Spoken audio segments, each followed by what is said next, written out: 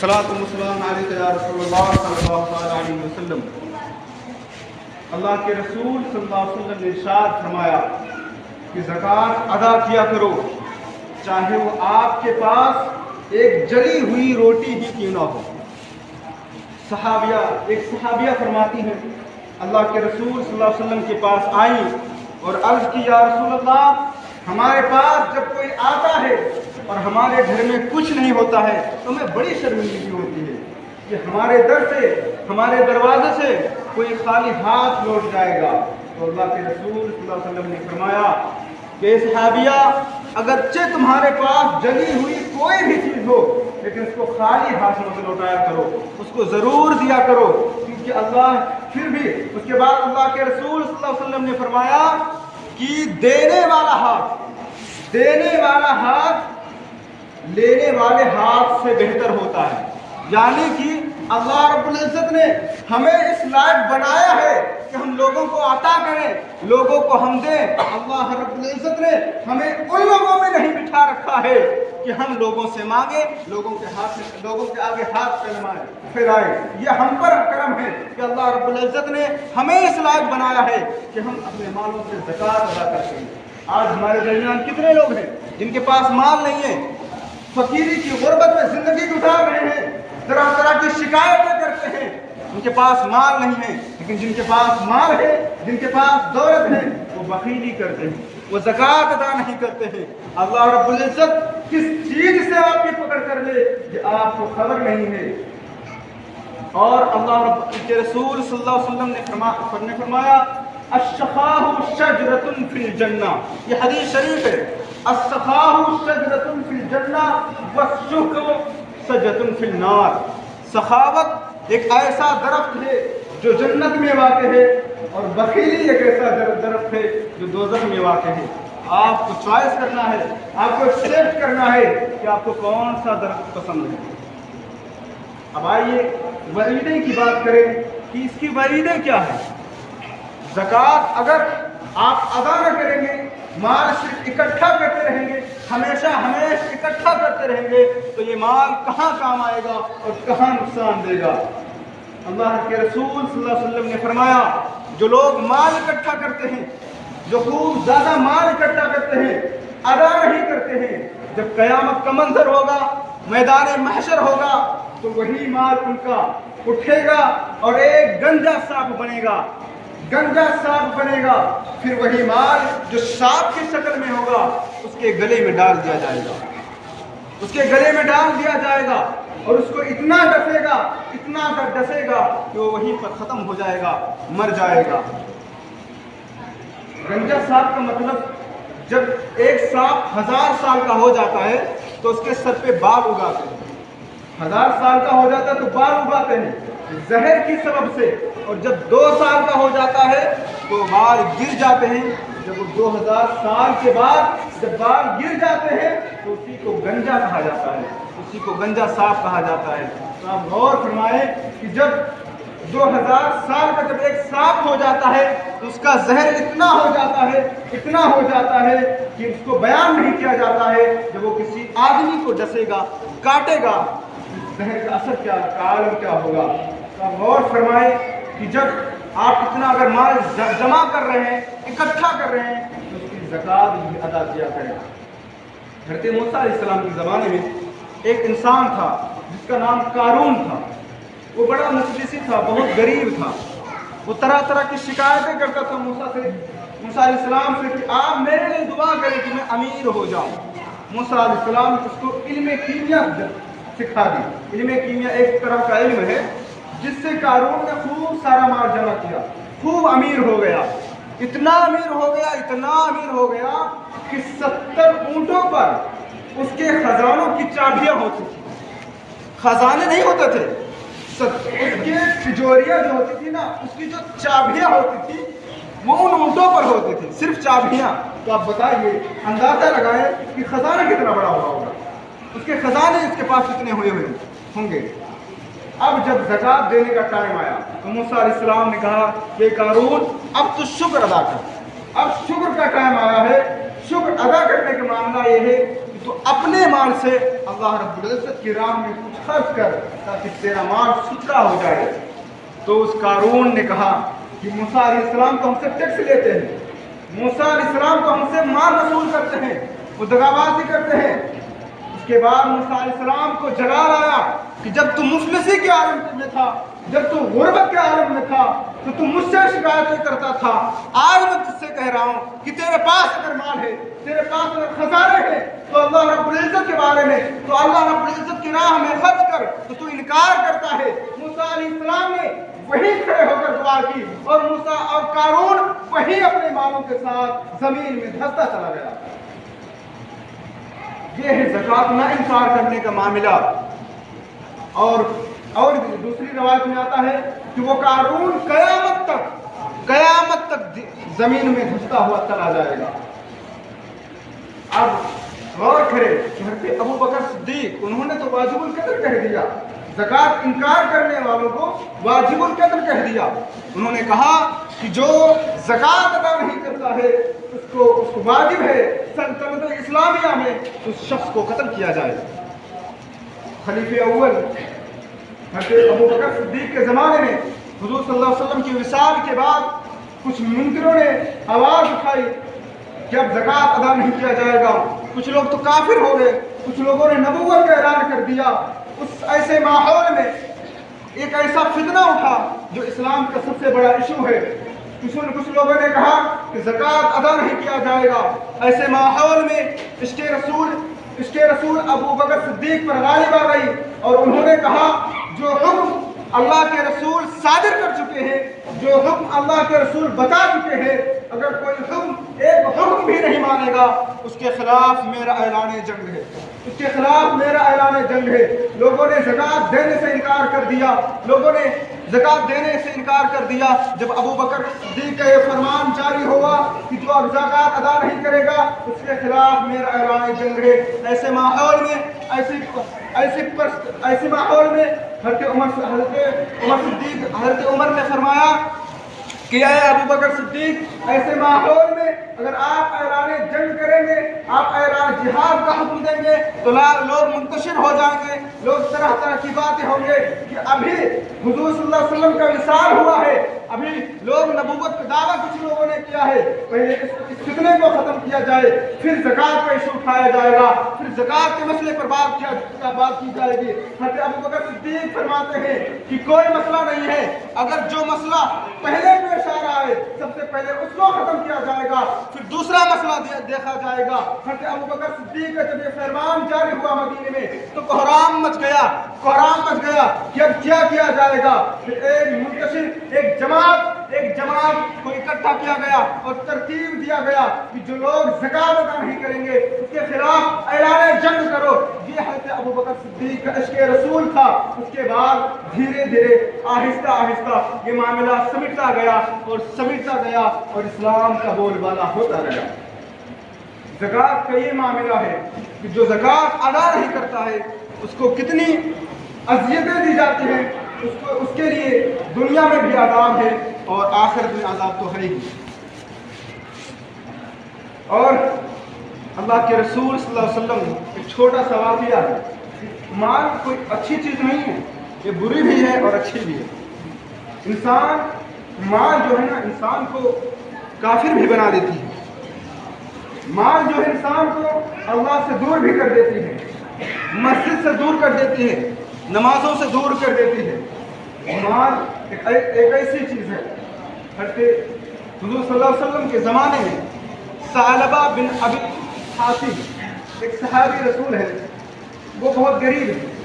انہوں نے حضور صلی اللہ علیہ وسلم کی بارگاہ میں ایک گزارش چیز پیش کی، اے اللہ کے رسول، آپ ہمارے حق میں میرے حق میں دعا کرے کہ میری غربت دور ہو جائے۔ اللہ کے رسول صلی اللہ علیہ وسلم نے فرمایا کہ ثعلبہ، تمہارے حق میں غربت ہی بہتر ہے، یہ غربت ہی بہتر ہے، مال سے بہتر غربت ہے، اسی پر قناعت کرو۔ ثعلبہ نے کہا یا رسول اللہ، نہیں، ہمیں مال چاہیے۔ انہوں نے گزارش کی تو حضور صلی اللہ علیہ وسلم نے دعائیں دے دی۔ اس کے بعد ان کے پاس اتنا مال ہوا، اتنی بکریاں ہو گئی، اتنے اونٹ ہو گئے کہ وہ مسجد میں نہ آنے لگے۔ ان کی جماعتیں چھوٹنے لگی، ان کی نمازیں چھوٹنے لگی۔ اس کے بعد اللہ کے رسول صلی اللہ علیہ وسلم نے فرمایا ہائے ثعلبہ، ہائے ثعلبہ، ہائے تیری بربادی۔ اس کے بعد جب زکوٰۃ کا معاملہ آیا، زکوٰۃ کا ٹائم آیا، تو رسول کریم صلی اللہ علیہ وسلم نے اپنے عاملین کو کہا جاؤ اور زکوٰۃ لو، سب سے جو اہل ثروت ہیں ان سے زکوٰۃ لو۔ یہاں تک کہ جب ان کا ایک عاملی رسول کریم صلی اللہ علیہ وسلم کا ایک زکوٰۃ لینے والا جب ثعلبہ کے پاس پہنچا تو اس نے انکار کر دیا۔ وہ حساب لگانے لگا کہ میں حساب لگانے کے بعد بتاؤں گا۔ اس کے بعد کچھ دن کے بعد آیا اور کہا کہ میں زکوٰۃ ادا نہیں کروں گا۔ اللہ کے رسول صلی اللہ علیہ وسلم نے فرمایا ہائے ثعلبہ، ہائے ثعلبہ، ہائے تیری ہلاکت۔ یہ 3 بار اللہ کے رسول صلی اللہ علیہ وسلم نے فرمایا۔ اس کے بعد اس نے 3 خلیفہ گزرے اس کے زمانے میں، حضرت ابوبکر صدیق، حضرت عمر فاروق، حضرت عثمان غنی۔ تینوں کے زمانے میں اس نے پشیماں ہو کر شرمندگی کے بعد اس نے اپنے مال کو زکوٰۃ کے طور پر پیش کیا تینوں خلیفہ کے پاس، لیکن سبوں نے انکار کر دیا کہ رسول کریم صلی اللہ علیہ وسلم نے تیرے مال کو ایکسیپٹ نہیں کیا تھا، آج میں بھی ایکسیپٹ نہیں کروں گا، میں بھی قبول نہیں کروں گا۔ تو یہ مال کوئی اچھی چیز نہیں ہے، یہ آپ کو سب چیز سے دور کر دے گی، اللہ کے قربت سے دور کر دے گی، نماز سے دور کر دے گی، ہر چیز سے دور کر دے گی۔ اور دوسری بات، رمضان کا مہینہ چل رہا ہے، زکوٰۃ دینے کا یہ ٹائم بہت اچھا ہوتا ہے، اس میں ثواب ڈبل ٹربل اور بہت ہو جاتے ہیں۔ اس لیے رمضان مبارک کے مہینے میں آپ لوگ زکوٰۃ ادا کریں۔ زکوٰۃ کی بہت فضیلت ہے، اس کی وعیدیں بھی دیکھو، میں نے کتنی حدیثیں، کتنی آیتیں پڑھی جس میں برکتیں بھی ہیں اور وعیدیں بھی ہیں۔ رسول کریم صلی اللہ علیہ وسلم نے بہت ساری چیزوں پر، بہت ساری جگہوں پر بتایا ہے کہ زکوٰۃ بہت بڑا ایشو ہے اسلام کا۔ اور ایک حدیث جو میں نے آپ کو بتائی کہ آپ کی نمازیں قبول نہیں ہوں گی اگر آپ زکوٰۃ ادا نہیں کرتے۔ ایک حدیث آپ کو اور سنا کر چلا جاتا ہوں۔ رسول کریم صلی اللہ علیہ وسلم نے فرمایا المسلم من سلم المسلمون من لسانہ و یدہ۔ اس آیت کو، اس حدیث کو اکثر جگہوں پر میں پڑھتا رہتا ہوں اور لوگوں کو بتاتا رہتا ہوں کہ انسان سب سے اچھا مسلمان وہ ہے جس کے زبان اور ہاتھ سے کسی دوسرے کو تکلیف نہ پہنچے۔ سب سے اچھا مسلمان وہ ہے جس کے ہاتھ اور زبان سے کسی مسلمان کو، کسی انسان کو کوئی تکلیف نہ پہنچے۔ آج ہمارے درمیان میں کتنے ایسے لوگ ہیں، ہمارے درمیان میں کتنے ایسے لوگ ہیں جن کے ہاتھوں سے، جن کی زبانوں سے لوگوں کو تکلیف پہنچتی رہتی ہے۔ اور یہاں تک کہ رسول کریم صلی اللہ علیہ وسلم نے فرمایا، مشکوٰۃ شریف کی حدیث ہے، لیس منا من لم یرحم صغیرنا ولم یوقر کبیرنا۔ ہماری جماعت سے، ہماری امت سے، ہمارے لوگوں میں سے وہ شخص نہیں ہے جو چھوٹوں پر شفقت نہ کرے اور بڑوں کی عزت نہ کرے۔ ان دونوں حدیثوں کا آپ سمجھیں کہ رسول کریم صلی اللہ علیہ وسلم فرما رہے ہیں کہ جس کے زبان، مسلمان سب سے بہتر وہ ہے جس کی زبان اور ہاتھ سے کسی کو تکلیف نہ ہو۔ دوسری جگہ ارشاد فرماتے ہیں کہ جو چھوٹوں پر شفقت نہ کرے، بڑوں کی عزت نہ کرے، وہ ہم میں سے نہیں ہے۔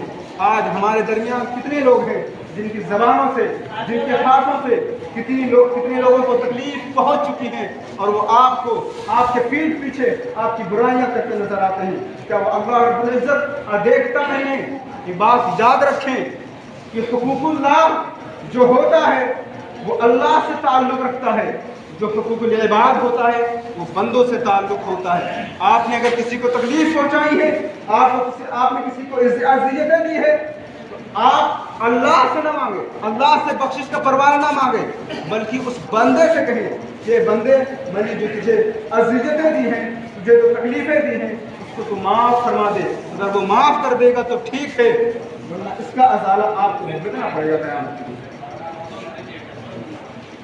اور ایک اور حدیث آپ کو بتاتا چلوں بہت جلدی میں کہ ام المومنین حضرت عائشہ صدیقہ ایک بار رسول کریم صلی اللہ علیہ وسلم کی بارگاہ میں آئی اور رسول کریم صلی اللہ علیہ وسلم نے ارشاد فرمایا، اے عائشہ، مانگنا ہے جو آج مانگ لو، میرا دریائے رحمت جوش میں ہے۔ حضرت عائشہ خوش ہو گئی کہ اللہ کے رسول آج خوش ہے، آج جو مانگوں گی میں مل جائے گا، کیونکہ رسول کریم صلی اللہ علیہ وسلم جو فرماتے ہیں وہ کرتے ہیں۔ حضرت عائشہ کا ڈیمانڈ دیکھو، انہوں نے کہا یا رسول اللہ، میں اپنے باپ سے مشورہ نہ کر لوں؟ ان سے پوچھ نہ لوں، وہ بہتر بتائیں گے کہ آج میں آپ سے کیا مانگ لوں۔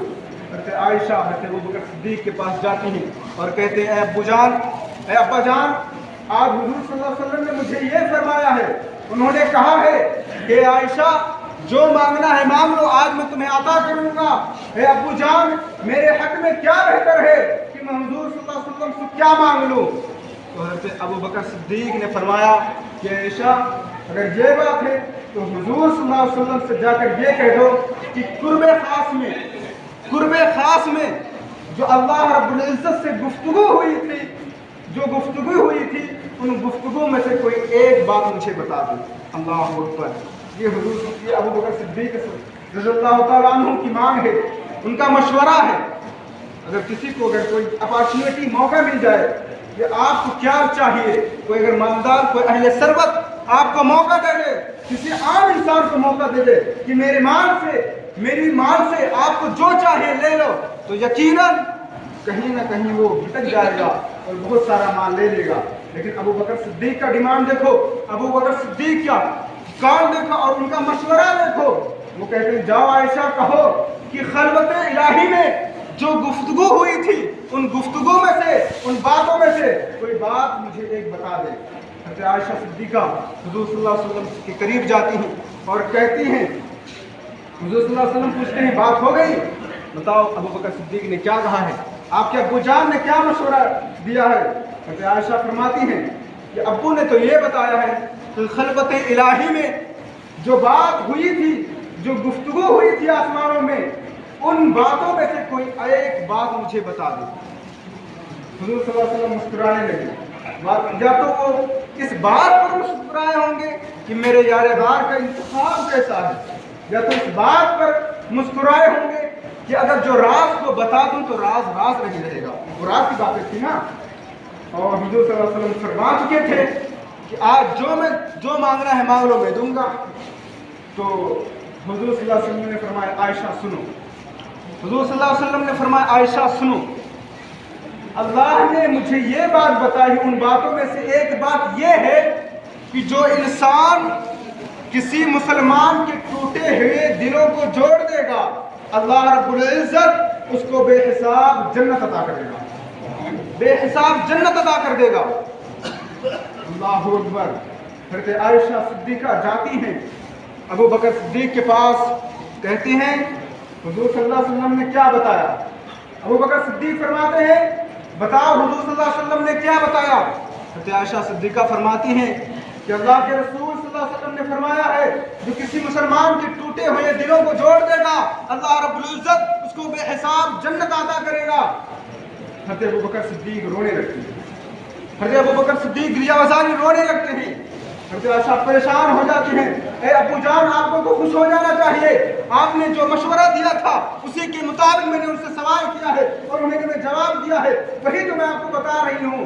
حضرت ابوبکر صدیق رونے لگتے ہیں اور کہتے ہیں عائشہ یہ بات تو ٹھیک ہے کہ جو مسلمان کے دلوں کو جوڑ دے گا اس کو بے حساب جنت عطا کرے گا، لیکن اس کا دوسرا رخ تو دیکھو، دوسرا پہلو تو دیکھو، اور دوسرا پہلو یہ ہے جو کسی مسلمان کا دل توڑ دے گا اس کو بے حساب دوزخ بھی عطا کرے گا۔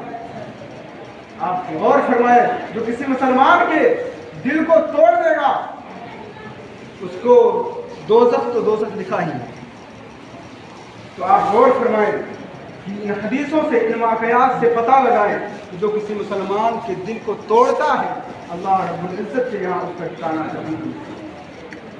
اللہ رب العزت ہم لوگوں کو سچا پکا مسلمان بنائے اور لوگوں کے دلوں کو جوڑنے کی توفیق اور رفیق عطا فرمائے، اور اس رمضان المبارک کی برکت سے ہم سب کو نماز پنجگانہ ادا کرنے کی توفیق اور رفیق عطا فرمائے۔ آمین ثم آمین۔